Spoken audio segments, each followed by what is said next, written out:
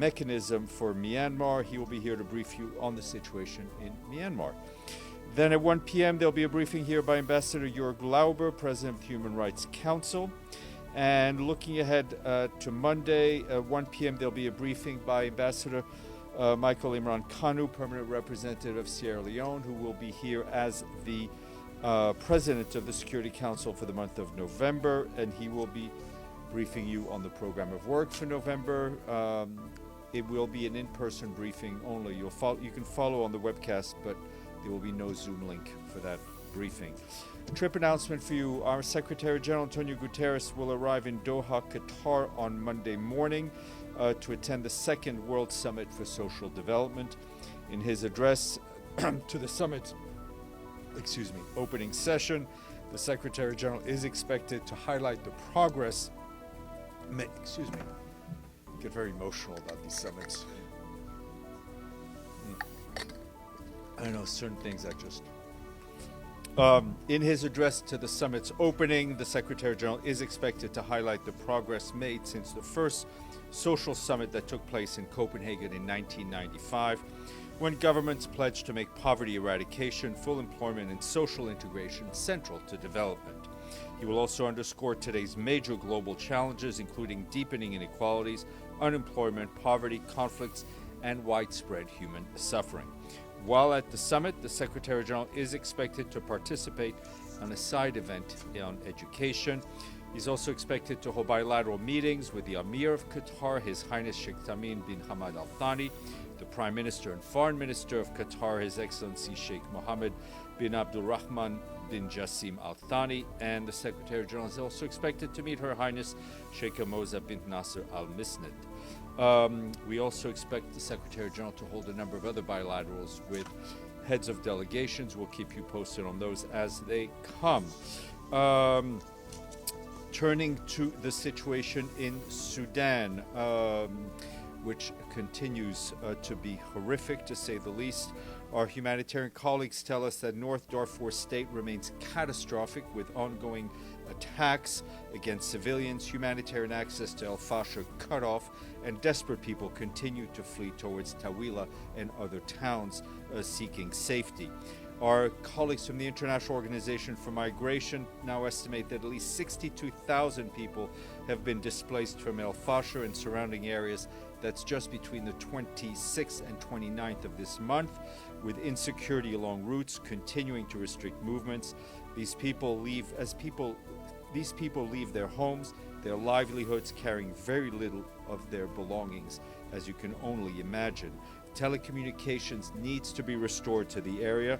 They are cut and the situation is chaotic on the ground, making it difficult to obtain direct information from inside the city. On the ground in the locality of Tawila, we're working with local partners to register new arrivals as they come in, to provide emergency support for them. Huge gaps persist, as you can imagine, including shelter materials, medicines, and trauma care supplies, food assistance, as well as psychosocial support. Local sources continue to share extremely worrying reports of displaced civilians on the move as they are being abducted and facing extortion. We call again for securing a safe passage for people trying to flee, protecting those who remain in al-Fashir, and for full and unimpeded humanitarian access across Darfur and all other areas in need in Sudan. The humanitarian situation in North Kordofan state also remains alarming, with IOM estimating that close to 36,000 human beings have been displaced from Bara town, north of the state capital of El Obeid, and that was just this week. Reports are also emerging of serious violations in the context of the RSF capture of Bara town in North Kordofan, including the alleged summary execution of 5 Red Crescent volunteers. Our human rights colleagues have also received alarming reports of sexual violence. Humanitarian partners tell us that at least 25 women were gang raped when RSF forces entered a shelter for displaced people near al-Fashir University. These latest reports of serious violations potentially amount to numerous crimes under international law in and around al-Fashir and in Bara. We echo the calls of the Human Rights Office. There must be an independent, a prompt and transparent and thorough investigation into all such breaches, potential breaches of international law, and for those responsible to be held to account. The rights of victims and their families to truth, justice, and reparations must be ensured. Turning to the situation in Gaza, our humanitarian colleagues tell us that their partners continue to scale up efforts despite reported Israeli airstrikes across the Strip. Some strikes reportedly occurred on Thursday in the area of close to the so-called Yellow Line, which, as you know, is the area that refers to the line that the Israeli Defense Forces have begun to mark inside Gaza as part of the ceasefire agreement. According to local sources, these strikes resulted in casualties. We stress again that all parties must refrain from any activities that put civilians, including aid workers, at risk, and remind the Israeli military of its obligations to take constant care to spare them throughout all its military operations. On aid collection efforts, the UN 2720 mechanism tells us that we and our partners have collected over 24,000 metric tons of aid from the crossings since the ceasefire came into effect a few weeks ago. More people in need have also been able to access this aid, which includes food, medicine and medical supplies, nutritional supplements, and shelter materials through the resumption of community and household-based distribution services. Additionally, according to the 2720 mechanism, there's been a significant reduction of the interception or looting or taking of supplies collected by ourselves and our partners from the crossings in Gaza as we try to make our ways to our warehouses. Just to give you some example, between the 10th and the 28th of October, 5% of collected supplies were reportedly intercepted, compared with about 80% between 19th May and 9 October. Since the start of the ceasefire, our colleagues at the World Health Organization tell us they've delivered over 840 pallets of life-saving medical supplies into Gaza, including insulin, assistive devices, essential medicines, cholera, and surgical kits. WHO also supported this week that its teams are working with partners in providing nutrition services aimed to treat 2,500 children. Despite these positive developments, Gaza's health system continues to face a significant challenge in addressing the immense need faced by people in Gaza. According to the Ministry of Health in Gaza, as of October 7th of this year, more than 1,700 health workers have been killed since the start of the war. On the education front, partners are expanding their intervention where possible to restore minimum teaching and learning conditions for over 630,000 school-aged children who have lost over 2 years of schooling. They've also been supporting the rehabilitation of more than 90 classrooms in Deir al-Balah and Khan Yunis out of over 2,000 classrooms that require rehabilitation across the Gaza Strip. However, restrictions imposed by Israeli authorities on the entry of educational and learning supplies continue to hinder the response. We continue to call on all crossing points to be open and more UN agencies and organizations authorized to bring aid supplies into Gaza. Closer to these shores, to give you an update on Hurricane Melissa that hit the...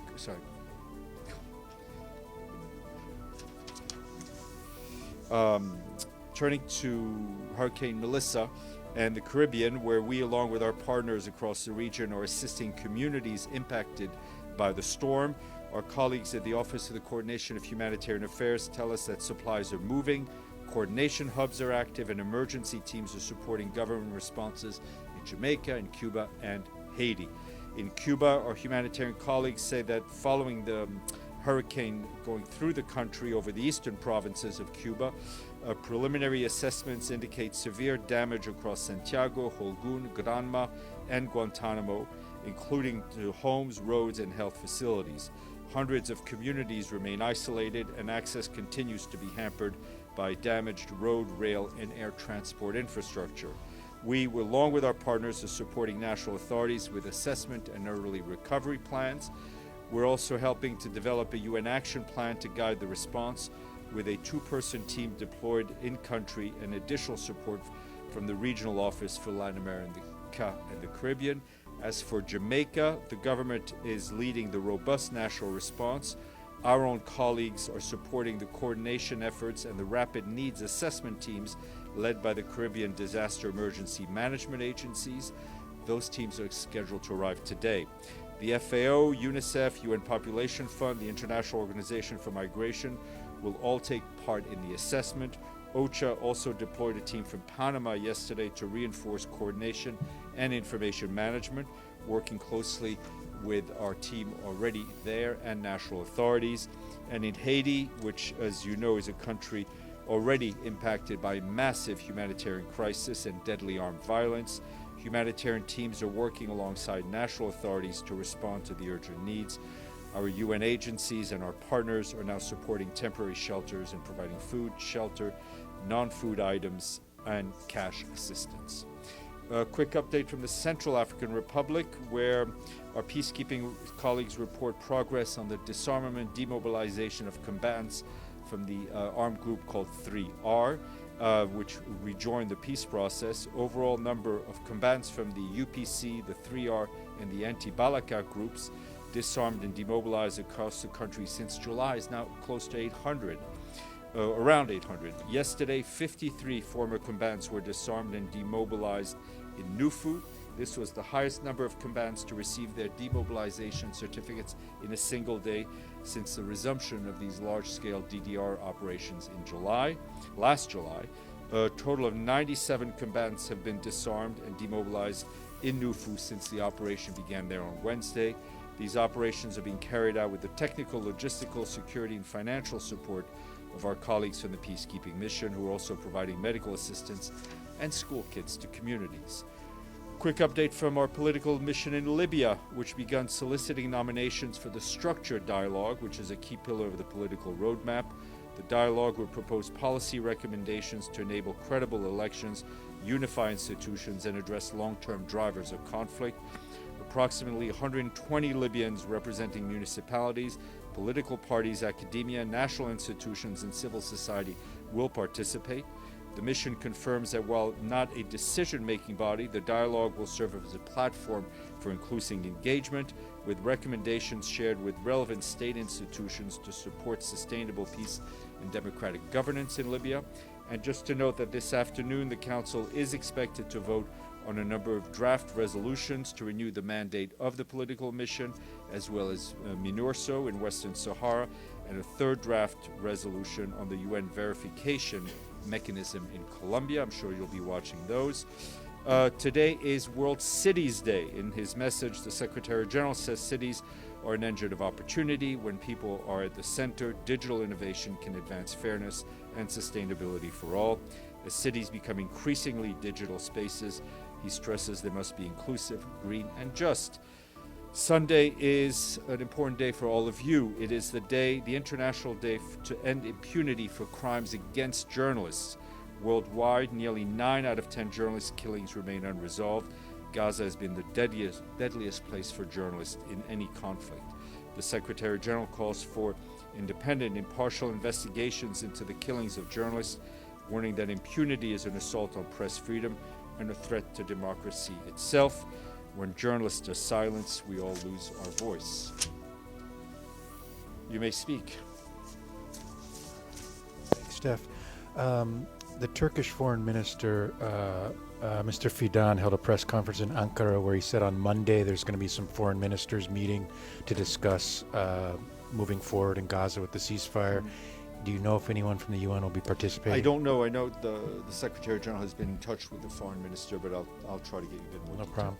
And on Gaza, on Sudan as well, do you have any idea when you'll be able to get an assessment of how many people have been killed in al-Fashir? No, I mean, I think we can only go on estimates at this point. I mean, this is an ongoing conflict. As you know, we have no access to al-Fashir. I mean, the reports I'm seeing on the videos we're seeing on TV coming out of al-Fashir are blood curdling, to say the least. What we need as quickly as possible is humanitarian access to support the living. Michelle. Thank Steph. On that note, what contact is the UN having with the Quad? Mr. Lamamra has been in touch with his Quad partners. I think we hope to share some more information soon, but there's been a lot of diplomatic contacts. And then just on President Trump's announcement yesterday on nuclear testing, has the UN sought to find out any details of what he actually meant by that? We have been watching the President's pronouncements, and I think my colleague Mr. Huck shared with you our position on it. Mr. Avni. Can I run some numbers by you? Is it Do true? I have a choice? Go ahead. Is it true that America's debt to the regular budget in 25 is 820 million? I don't have those numbers off the top of my head, but it is the arrears are quite big. Yeah. Is it something? I mean, I will try to get. I don't. It's not. Is it true that the UN regular budget for this year is 3.72 billion? We've shared the budget estimate with you. I mean, I can give you the numbers, but that sounds about right. Yeah. Okay. That's it. But just about the statement about Gaza being the largest death of journalists. Does that include Gypsy, gay, and Jewish journalists who perished in the Holocaust?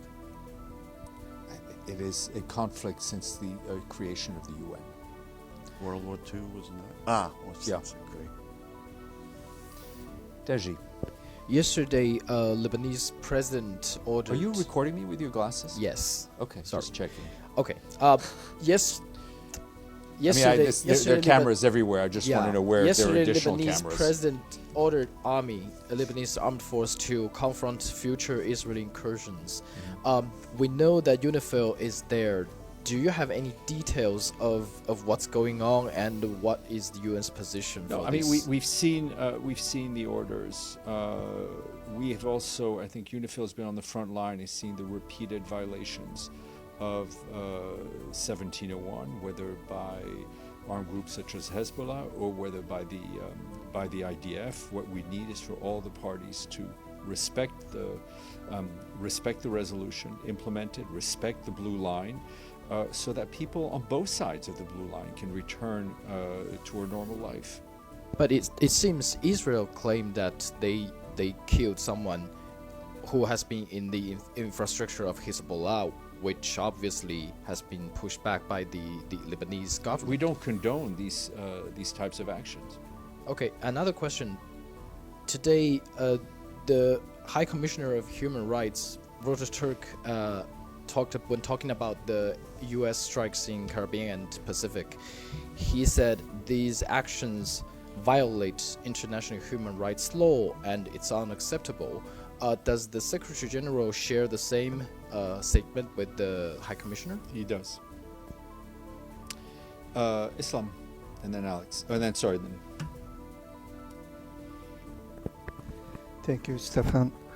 What is the latest situation, UN staff in Yemen? There are some reports that Houthis government will put them on trial due to Israel attacks in August.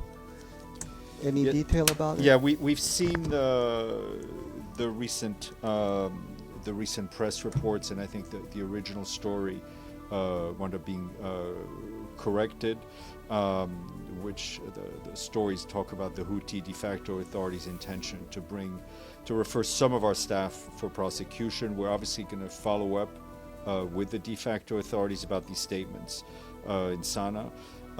Again, we call for the immediate release of all of our UN colleagues who have been detained arbitrarily, as well as those from NGOs, those from international diplomatic missions. We will continue engaging with the Houthis, with the de facto authorities in Sana'a, as well as member states and partners to continue to push for the release of our colleagues. Yes, sir. Thank you, Steph. Mr. Tom Fletcher told the Security Council yesterday that at the core of the Sudan crisis is the failure of protection of civilians. And he called on the Security Council to take immediate and vigorous action to protect the civilians. So, well, the Security Council considered the possibility of deploying a peacekeeping mission to Sudan. Thank you. Well, what the council will decide, the council members will decide in their wisdom is up to them. I think it would be very important to have a strong and unambiguous message from the Security Council calling for a halt to the fighting, calling for the protection of civilians, and calling for direct and unimpeded humanitarian access. Alex. Thanks, Steph. I have a quick follow-up on Dej's question. Could you please clarify what have changed in your position on Venezuela? Why is it illegal now? I mean, unacceptable. Because like a few days ago, I think for the Secretary General, as I said, echoes what Mr. Volker said, what the High Commissioner said, that in what people say are operations to counter illicit drug trafficking, they must adhere to international standards, including limits on the lethal use of force. It's clear to us at the UN, I think we've been very upfront about it, that issues regarding organized crime, regarding the illicit drug trade is a serious threat to member states and communities worldwide. Combating it requires international cooperation, as well as innovative public policies to address the root causes of the violence and the drug addiction. This is the analysis that our Mr. Türk's office has developed, and we fully back it. Does the Secretary General believe that such actions violate the UN Charter? Any action by member states need to fully respect the Charter. Benny. On Western Sahara, does the UN have a position on the autonomy plan that apparently the US is supporting now? Let's wait for the council to. I mean, the UN was involved for a long time with the Western Sahara, and look. I mean, yes, I know the UN was involved for a long time. You and I have been here for a long time. We've been talking about this for a long time, Benny. Mr. de Mistros, a personal envoy of the Secretary General, hopes that these deliberations that we're seeing will contribute to the relaunching of a credible and much needed political negotiation to solve the conflict. But no position specifically on the question I will leave it at that for now. Any questions online? Otherwise, we will go to our guest. I have a question. Then, Stefano, you go ahead, please. It's a follow-up on Sudan. Does the Secretary General is satisfied with the press statement issued by the Security Council yesterday? Look, the Secretary General is not here to grade the output of the Security Council. I think I was very clear in what we want to see, and most importantly, what we want to see on the ground as quickly as possible. But there are certain steps that the Secretary General can take in a situation like this. So why is not being more assertive on the case of? I think the Secretary General and his envoys are very much focused on Sudan. There's a lot of diplomatic contacts ongoing, and as soon as I have something to share with you, I will do so.